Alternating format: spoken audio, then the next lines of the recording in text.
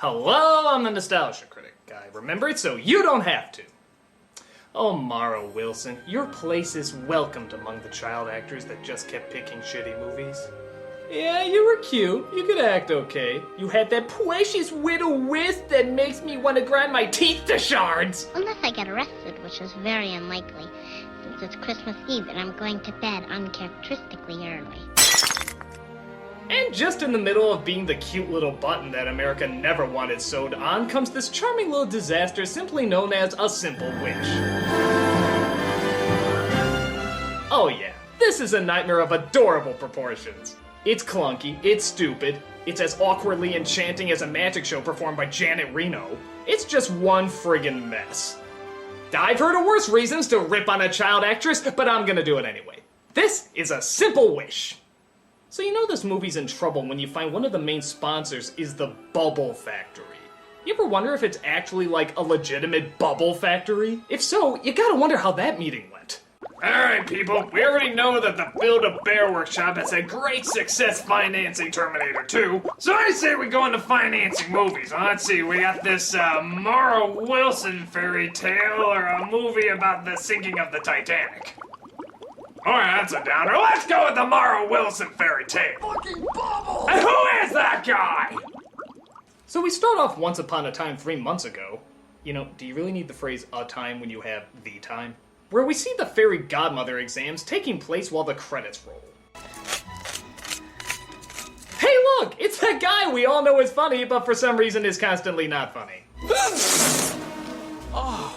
Yes, Martin Short, for whatever reason, always decides to leave his talent at home whenever he goes on screen. I don't know if he needs better direction or a better agent, but needless to say, his scenes do have sort of a, oh, how do I put it? Je ne sais drop dead Fred to them.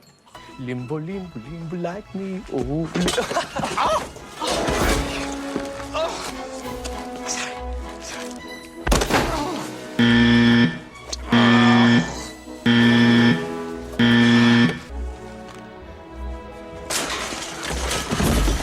I was on SCTV! Really?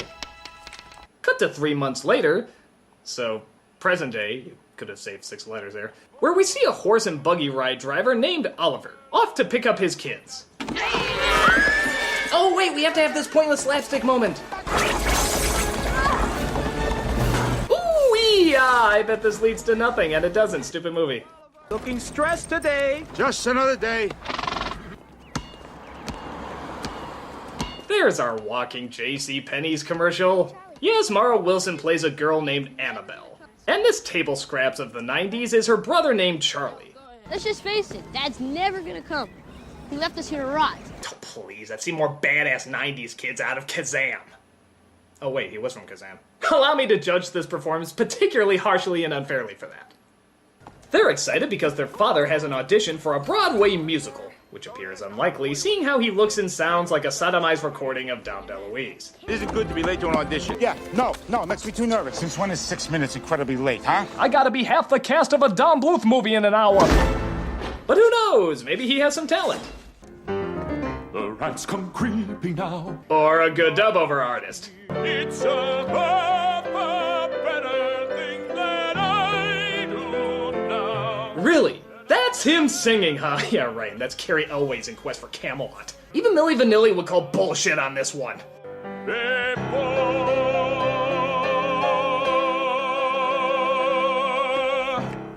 And for my next audition, I'll sing Charlotte Church and Josh Groban both at the same time.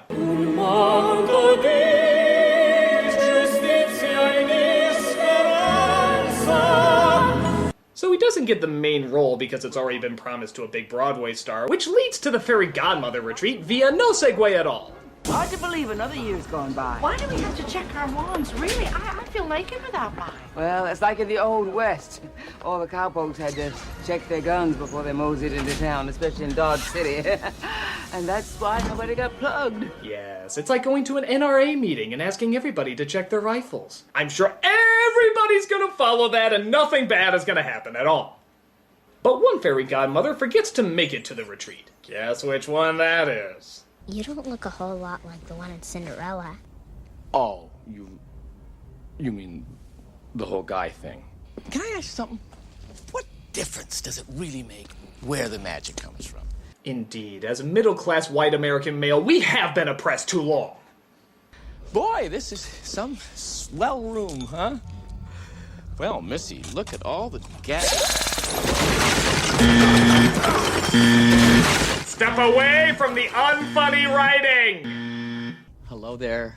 My name is Murray. So while you might be wondering why he looks like Doctor Who if he graduated from Hogwarts, Murray realizes he's late for the retreat and leaves Annabelle accidentally dropping his magic wand behind. But little does he realize not showing up might have worked out, for an evil witch played by Kathleen Turner shows up, and is here to outmug Martin Short as much as she can. A witch? Moi? Oh, you can't be serious. Do I look like a witch? Well, you know, you really should leave. And by the way, yes, that is Terry Garr from Young Frankenstein as the secretary. Roll, roll, roll in the lame. I'll go. But before I do, I remembered what a healthy appetite you have. Terry Garr and a healthy appetite? I'm gonna use my Get Out Joe free card on this one. I brought you a little something from my garden. Oh, my. That is the reddest apple I think I've ever seen. Oh, it tastes even better than it looks. Yes. When has a woman offering an apple ever led to any unpleasantness in past literature? What is with you? I've got to pee. But you were just outside. I always lose it when I get nervous. I think I liked you better when you were a dog. Personally, I liked her better when she was a honey bunny. She had to pee a lot in that movie, too. Weird connection. Claudia! I took your wand away because you were using it for your own selfish ends. That is not what fairy godmothers are all about. We use them to help other people's selfish ends!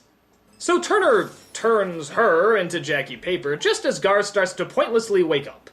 Now, nothing is wrong. Nothing is wrong. Everything is perfectly normal. Hortense is flat. Perfectly normal. Hortense is flat. These aren't the droids you're looking for. These aren't the droids we're looking for. She locks all the fairy godmothers downstairs and leaves with all the wands. While that's going on, we see Annabelle and her father discuss the always classic single parent syndrome that seems to invest most children's fairy tales. Dad, remember how you said Mommy went to heaven? How she's an angel now? Mm-hmm. Were you making that up? Well, I believe that. You know, but I also think that there's a big part of her that's right here. Where? No, I see her when I look at you. Now, in all fairness, this is not that bad a scene. In fact, a lot of the moments with Annabelle and the father actually work okay. I surprisingly find myself more interested in him getting the part for the play and her connection with him much more interesting than anything else in this movie. Oh, speaking of which. Hello? I heard you were having a dramatic moment. I'm here to mug it away. No, let me guess. He shows off his funny faces and does something clumsy. Abraca fast forward. We see the next day that Charlie accidentally breaks the wand by crashing into a bunch of boxes. Yeah, did you get his license number? Oh wait, he has a license number. Okay kids, stop turning my jokes into things that exist! So while drinking her dry ice, Turner realizes that one wand is missing. The one Annabelle has, of course, and in order to rule all the blah blah yada yada yada, she has to find it. I've been in broad daylight for years. Oh. I love this mirror. Right, boots! Get changed. Purpose? Can I have some purpose, please? The hell was the point of that? She liked a mirror, okay. What does that have to do with the story, or even the character? I love this mirror. Do the rulers of darkness just have serious ADD? I will destroy the Smurfs with all my magic spells. Say, did you realize that the guy who did the candle from Beauty and the Beast was also on Law and Order? That's so weird.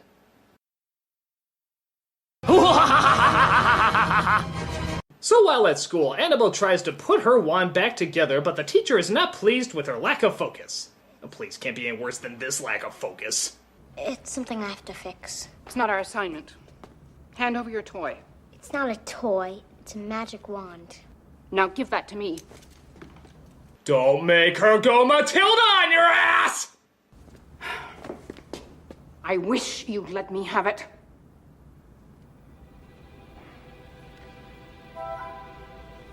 Oh, I can't wait to see what this is building up to! Shaboom! Fucking nothing! Come on, that's like a clown being a consultant at a pie factory. Even the obvious payoff would be funnier than no payoff. I wish you'd let me have it. See, it didn't make sense, but it was something. So she leaves the classroom and comes across Murray, who, despite seeing that the wand is broken, thinks he can still get it to work. I wish that when my dad sings tonight, he gets the part. So you can do it? What? Yes, but not here. See, the grantor of the wish, namely me, has to be within 100 yards of the beneficiary, which is your father. Jesus, this movie has more rules than a Dungeons and Dragons game. Try and see it in your head. See the Plaza Hotel.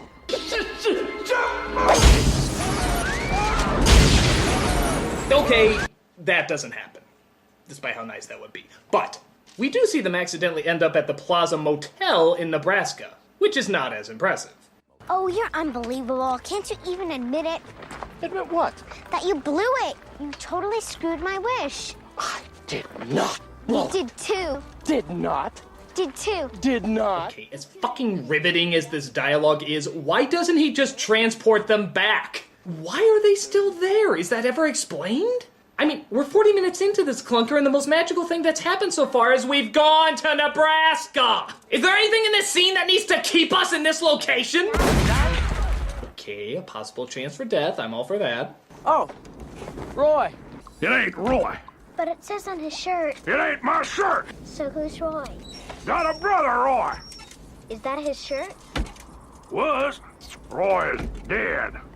I needed a clean shirt. Wonderment. Enchantment. First degree murder over a brother's clean shirt. Look out, Mary Poppins. You've been whimsied. What they call? Hang on to that. Hang on to this. Now you just listen, you good old boy. Now you get those pussy taters out of your ears. Listen real good. Okay, just because it worked in your one-man show doesn't mean it's going to work here. Not everyone has a My Big Fat Greek Wedding. Hey, stop right there. What you gonna do? Wave it around, turn me to some little bunny rabbit. Do it, Murray. Turn him into a little rabbit. Fuck him up, Murray. Fuck him up something good. Shabu!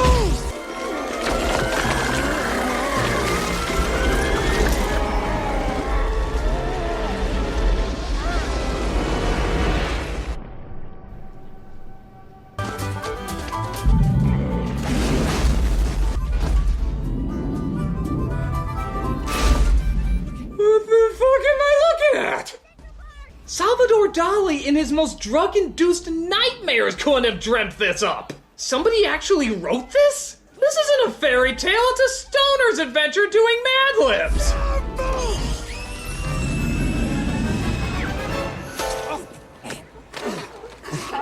It's my favorite part of Central Park.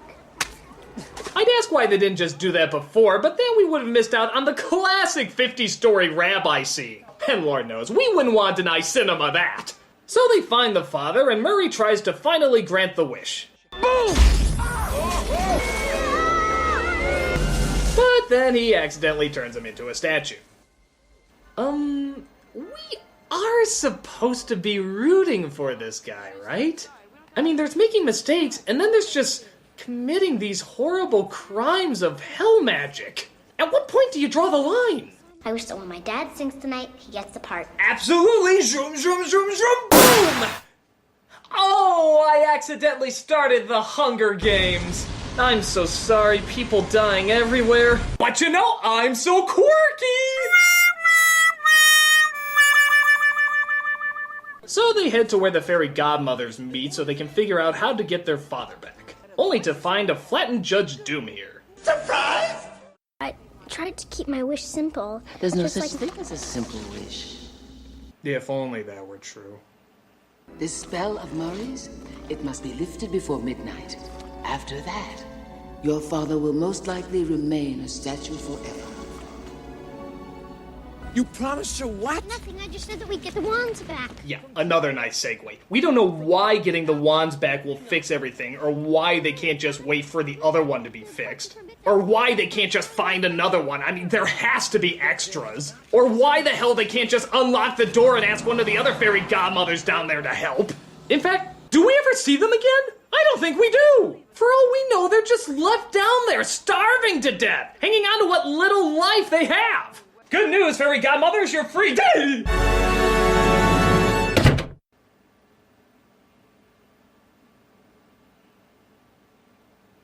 But they first have to stop the audition of the other singer from going well so that their father can still possibly be considered as a standby.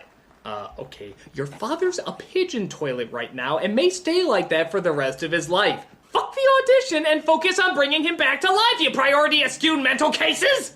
What is going on here? Oh no, it rained a bit, and he can still sing. That was pointless. This movie has more padding than a goddamn hockey player. So he tries another spell to give him a frog in his throat. Literally.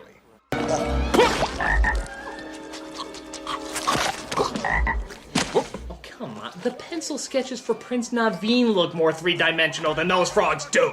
But the dog lady finds the two of them and decides to take them to Turner. Boots! Any of you fucking pricks move! And I'll execute every motherfucking last one of you! So she takes them to the witch, where she forces them into the most evil, disgusting, horrifying torture imaginable.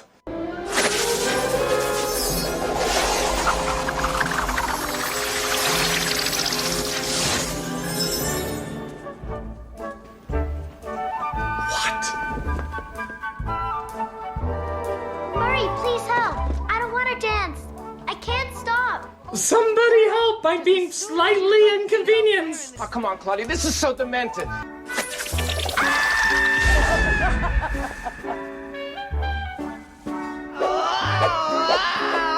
Won't anybody stop this mild nuisance?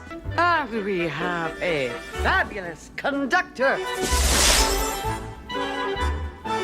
Oh no, she's conducting now! The horror? Help me, Murray! Help you! Help me! Hey, wait a minute, she jump cut to the conductor, but now she's suddenly back over there while also being the conductor, but she had to disappear for a minute, so why did she reappear back there? And what did I say earlier? What the fuck am I looking at? Yeah, that's right, what the fuck am I looking at?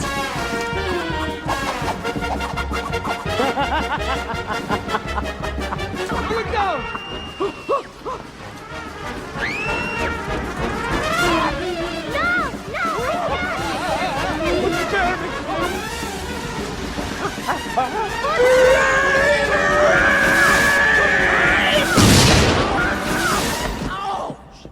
I give up! I'll tell everything you want to know. Just get me a better agent! But the brother sneaks in and gets them the real magic wand. What follows is a climax of whimsical effects. I mean, I know nothing can outdo that jump cut from earlier, but still they're pretty impressive for a first-year CG student. And Turner accidentally zaps the mirror, which somehow causes her to get sucked into it. Yeah, that was the connection from earlier. Remember how she said, "I love this mirror"? That apparently was code for if I zap this thing, I'll be entrapped in it for all eternity. You know what would have been more constructive and explanatory? If she said, "Hey, if I zap this thing, I'll be entrapped in it for all eternity." Scripts. They're not just for plays anymore. The wand turns everything back to normal. The singer gets into an accident, which means the father gets to perform. Of course he's a big hit, and they all live goddamn stupid movie ever after.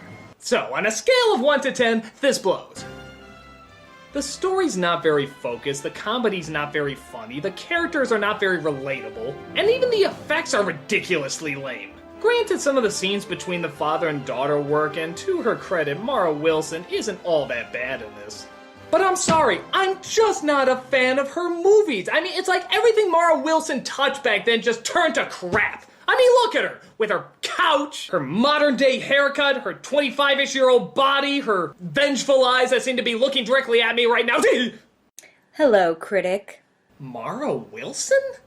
I heard you've been saying some pretty nasty things about me. Oh, hey, forget it, Missy. You knew what you were doing back then as a kid. If you didn't want people like me making fun of your work, you wouldn't have chosen so many crappy movies. I don't care how old you were. So you think kids should be held accountable for what they film, no matter what their age? Damn right, sister! Because I came across some interesting videos from a little town called Bothell, Washington. Bothell, Washington? Yes, of a certain internet critic who made movies when he was a young lad. You're bluffing. You don't really have those videos. Roll the film. I am Humpty Dumpty. Ah, isn't it wonderful? Oh my god, I thought I had these burned! I'll tell you what the problem is. We are aliens. Just look at those performances. So restricted, so reserved, truly the epitome of subtlety. Shut up. And just look at those glasses. Only a true master of character would wear something so hideously embarrassing. You're a regular Daniel Day-Lewis. Shut up! And how brave of you to go with those braces. Tell me, was it meant to look like your teeth were eating over them? Shut up! The acne is a nice touch, too. I bet you purposely never showered just to get that effect. It was Seattle during the grunge era! None of us did! Oh, and you must have been a fan of my work. We have the exact same hairstyle. Damn you, Mara Wilson! Unnatural, unkind! Oh, and how did some of that dialogue go? No. It was brilliant writing. You wouldn't dare. Totally unforgettable. Mara, please! Ah, now I remember. I like wearing women's clothing. It is fun. No, damn it! No, you didn't see that! Turn it off! Turn it off! Oh, yay, the Daily Night! Oh! My God, how could you be so heartless? How could you be so cruel? Unholy she-demon! Well, so long, Critic. I'm sure now that the public have seen your brilliant choices as a child, they'll be just as accepting as you were of mine.